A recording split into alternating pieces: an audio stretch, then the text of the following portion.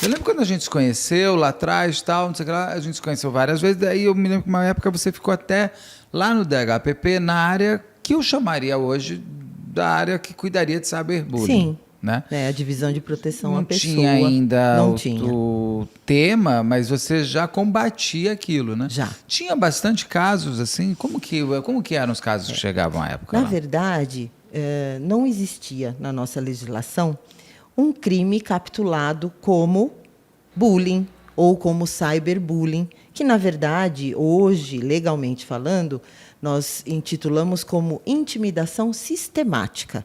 Porque o bullying é uma expressão estrangeira, cyberbullying também. Então, nós falamos como intimidação sistemática. Antes de 2024, de janeiro de 2024, nós não tínhamos um crime capitulado no Código Penal descrevendo bullying ou cyberbullying. O que acontecia? Existiam ações que os indivíduos que praticavam inseria no contexto do bullying, que é a parte da intimidação, da discriminação de forma reiterada e repetitiva, mas ele respondia por crimes diversos. Então, por exemplo, se ele, de forma reiterada e repetitiva, humilhasse alguém ou discriminasse alguém, virtualmente ou não, ele estaria cometendo, sim, um ato que poderia se enquadrar numa ameaça, num constrangimento ilegal. Se fosse algo físico, numa lesão corporal. Mas não havia um crime no Código Penal, com um artigo de lei falando, olha, bullying é, ou cyberbullying é. Como nós temos o homicídio, por exemplo, o artigo 121, matar alguém, que está descrevendo ali a atitude de matar. Então, nós já lidávamos no Departamento de Homicídios, e especificamente na Divisão de Proteção à Pessoa, com essas questões do bullying, especificamente na Delegacia de Combate à Pedofilia. Ali já se existiam situações em que as pessoas, por redes sociais, por plataformas virtuais, eram assediadas, e com esse assédio vinham essas atitudes de humilhação, de discriminação, de pavor, de pânico, porque elas eram expostas por esses indivíduos, até mesmo fisicamente, que aí nós entramos na questão sexual. Sim. E elas viviam temerosas, porque era como se houvesse uma extorsão para que elas praticassem algumas atitudes ou deixassem de praticar para não ter essa imagem exposta. Então, era um círculo vicioso. Essas vítimas entravam num desespero tão grande porque elas tinham ali, às vezes, algumas imagens constrangedoras, que elas, de forma até, vamos dizer, ingenuamente cediam, porque acreditavam naquele abusador, e eles passavam a constrangê-las e ameaçá-las de que iriam divulgar essas imagens. Mas, com relação à questão da divulgação de imagem, que envolve criança e adolescente, a produção de conteúdo, né, o armazenamento, nós temos todas essas condutas descritas no Estatuto da Criança e do Adolescente, que já era crime, mas, porém, se praticado por criança ou adolescente, passa a ser ato infracional, com a penalidade, né, ou as medidas socioeducativas, ou de internação, ou outras medidas imputadas a eles, e crime propriamente dito se cometido por um adulto maior de 18 anos. Mas já lá havia uma preocupação muito grande em se ter um artigo de lei que falasse sobre o que é o bullying, o que é o cyberbullying, porque, assim, além do crime que esse indivíduo praticava de forma individual, conforme a atitude que ele fazia, nós tínhamos que ter, no nosso ordenamento jurídico, algo mais contundente, algo mais pesado e que, principalmente, imputasse esses crimes no ambiente escolar. Porque o bullying, propriamente dito, começou a ser estudado há muito tempo. Nós tivemos um pesquisador sueco que já se preocupava com essas questões há mais de 30 anos. Nos Estados Unidos, depois do massacre de Columbine, ficou muito mais aflorada essa questão do bullying. E se começou uma preocupação mundial. Por quê? O que aconteceu naquele momento? 2 adolescentes que haviam sido vítimas de bullying naquela instituição de ensino, lá adrentaram e, para se vingar, mataram 12 alunos e um professor. A partir de então, tudo começou... E que não tinha nem a ver com o bullying que eles sofreram. Exatamente. Né? Só uma coisa, enquanto você vai falando, eu esqueci de mostrar logo de cara. Ó, a doutora Kelly na capa da revista. Mulher Destemida, é isso? Determinada. Determinada. É uma revista lá da cidade de São Bernardo do Campo, que eu tive a honra de ser procurada tá bonita. pela jornalista que faz essa revista. E ela me procurou justamente para que eu fosse capa no mês de janeiro, que faz 1 ano da minha gestão como seccional da cidade. Que ótimo. E também, muito próximo à questão do Dia Internacional da Mulher, no interior da revista também tem entrevistas com as delegadas da Delegacia de Defesa da Mulher, tem uma entrevista comigo. Uma coisa assim poderosa na foto, né? Foi bem bacana. Eu fiquei muito orgulhosa e muito grata de participar. Uma coisa que você estava falando é o seguinte, que o bullying, você vai retomar ali do que você está falando de Columbine, e o bullying ele tem um ponto que você falou que é interessante. Tem o artigo do homicídio. Isso. Mas matar... Em princípio, quando você tem o corpo, você tem você tem a visualização do crime, né? Você tem o crime não é abstrato, ele é absolutamente concreto. Existe uma pessoa morta.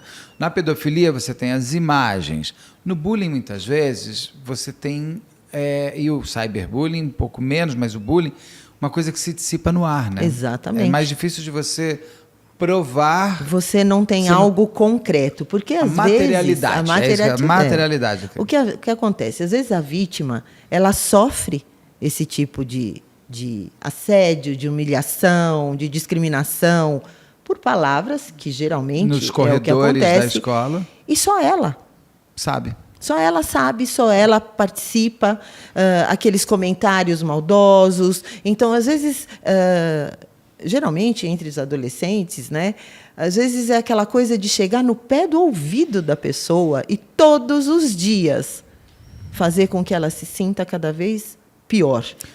Todo menor. Mundo sabe, eu falo bastante, eu sou vítima de bullying, eu sofri bullying a minha infância inteira por ser gay, numa escola católica e nos anos 1980. Espero que tenha mudado tudo. E eu sei o que é exatamente esse. É você, o fato de você existir. É o olhar, são aquela coisinha de falar. É uma risada que você reconhece. Aquilo te dá dá um mal-estar. Exatamente, é um mal-estar. É. E que muitas vezes esse mal-estar da vítima faz com que ela se cale. E se chamava antes de brincadeira de criança. E eu acho que isso nós evoluímos. Graças a Deus nós evoluímos. Porque se você fosse lá falar qualquer coisa e fossem os pais, imagina, isso é brincadeira de criança, eles que se resolvam. Que bobagem, isso é uma besteira. E o pior, culturalmente falando, muitas vezes entendia-se que fazia parte da evolução emocional dessa criança ele conseguir reagir contra essas questões, ou se posicionar, ou fazer com que ele resolvesse sozinho um problema vai deixar ele mais de forte. Criança, vai deixá-lo forte. E isso já foi provado cientificamente, e os psicólogos, os psiquiatras sabem e estudam que realmente isso é um dano absurdo. Que a minha sorte é que eu vou fazer terapia lá com 19 anos. Então, assim, eu tive uma estrutura. Em casa, uma estrutura melhor, que minha mãe só soube disso eu falando no canal. Porque você se apaga também, você deixa resolver na tua terapia, você não se permite mais ser aquela vítima. Não que a pessoa que é vítima de bullying permitiu ser, mas você acaba... A sensação que se tem é que ele não é culpado de fazer isso com você, é que você dá material para ele. Então você se sente parte do teu horror. Você fala, quase merecedor. Você se sente culpado, sim. Ele só está fazendo essa sacanagem comigo porque eu sou assim. Eu sou diferente. Se eu fosse normal. Olha o absurdo. Mas eu pensava. Mas nós podemos, de certa forma, comparar essas questões com a violência doméstica. Quantas mulheres hoje são vítimas de violência doméstica, se resignam porque acreditam que não, ele tem razão, é porque eu também fiz isso, ou fiz aquilo, ou eu sou assim. E também se acham merecedoras. Ele bebeu. Também, ele bebeu. E ele fala, né, para ela, Ele não, tá mas muito eu só fiz isso nervoso. porque você, olha o que você fez. olha Então o que ele você devolve para a mulher. Você deu um motivo, você está com uma roupa assim, ou você agiu assado. É muito triste. Justamente essa conscientização, Difícil. tanto das crianças, dos adolescentes, como das mulheres, dos vulneráveis dos em si. pais dos bulinadores, porque Sim. muitas vezes os bulinadores, muitas vezes não, 100% das vezes, eles são mantidos, inclusive, por pais que os defendem. Sim, sem dúvida. E a legislação atual também pensou nisso. Ah, é? Sim, essa lei nova de 2024, ela traz uma responsabilidade administrativa para as instituições de ensino, Ótimo. particulares e públicas, e também familiar, porque ela, para as instituições, ela traz a obrigatoriedade de uma fiscalização. Hoje o Ministério Público vai ter uma ferramenta para fiscalizar essas instituições, para saber se elas estão desenvolvendo políticas públicas de combate, para saber se os professores e os colaboradores dessas instituições estão tendo formação, estão tendo capacitação, porque cabe a eles também identificar esse ambiente. Porque muitas vezes as crianças e adolescentes, eles chegam a se reportar ali ao professor, ou ao diretor, ao coordenador, e aquilo passa meio que em branco. Hoje, essa legislação já não permite isso. Traz essa conscientização e essa responsabilização. Também com relação aos pais. Eles, tendo ciência, através do filho, de que algo está errado, porque o pai ele sabe o comportamento, ele sabe como a criança convive no meio social. E se não sabe, tem que saber. E se não sabe, ele tem que saber, porque ele precisa estar atento a todas as questões. Ele é responsável. Nós estamos falando de menores de 18 anos, que os pais são responsáveis. Os pais ou quem tiver o responsável a guarda, tem que ser você, é o responsável. Exatamente, você é o responsável. Você tem que observar. Você tem que ter a sensibilidade de saber o que está acontecendo com o seu filho. Se ele está se mutilando, se ele está passando por crises de ansiedade. Tudo isso é um sinal. Não Mas necessariamente. Você está falando dos pais da pessoa que sofre bullying. Mas e os pais dos bulinadores? Também são? Chegando, então, com relação aos pais daquele que sofrem, eles também têm a obrigação de comunicar aquele convívio, seja escolar, seja num clube, porque, ao contrário do que a gente pensa, o bullying ele não ocorre somente no ambiente escolar. Não. Aonde exatamente aquela criança frequenta no socialmente, social, até mesmo na família. Na família, no clube, no condomínio. Não tem esses condomínios gigantes, cheios de prédio? Sim. Ali. Onde eles socializam.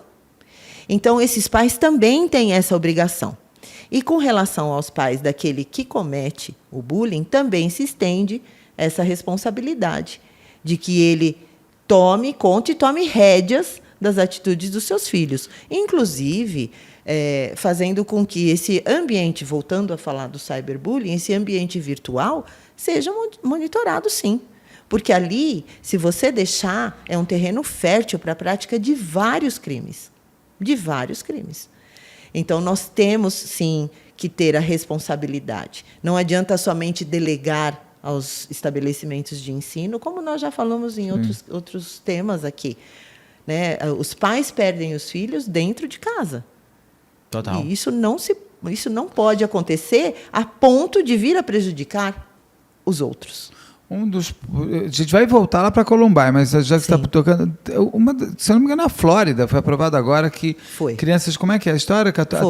Eles vão ter um controle do ambiente virtual até 14 anos. Não pode mais ter mídia social. Acima de 14 anos, parece que tem que ter autorização dos pais. Que você acha? É uma coisa recente.